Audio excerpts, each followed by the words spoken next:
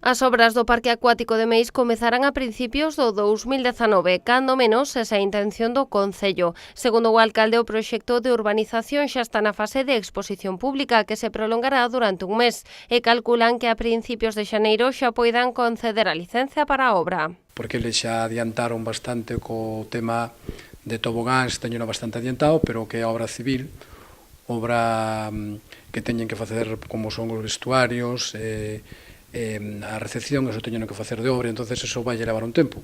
Pero en principio mantemos o mes de maio, junio para a inauguración. O Meisino será o parque destas características máis grande da contorna, destacando o importante peso que ten a natureza no proxecto. Que ten capacidade para 5.000 personas e a posibilidade de ampliálo, porque eso tamén é conveniente que se sepa, que conta con un presupuesto que supoña a inversión que se vai a facer unha vez que este rematado rondará cerca dos 8 ou 9 millóns de euros, que ademais vai a proporcionarnos a posibilidade de que 80 persoas poidan estar traballando aí, que é un proxecto que ademais ten un trato especial coa naturaleza. De feito, dende o Concello ven a instalación como unha oportunidade para poñer en valor a súa natureza e, ademais, axudar a fixar poboación no rural, unha obra ambiciosa que beneficiará a toda a comunidade. Hai outros proxectos que foron moi necesarios e, lóxicamente, que foron necesarios para que os veciños de Meis poidan ter unha calidade de vida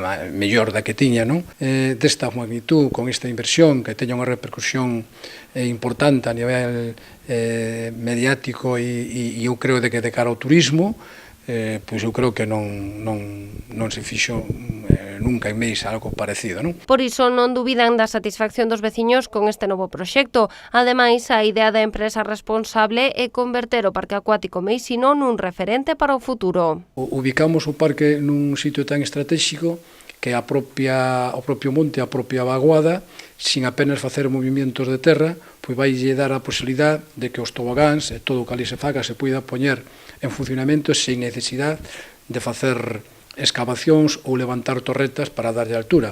O sea, que é un parque que vai tan integrado dentro da naturaleza que eu creo que, como din, en principio vai a ser único neste sentido, non?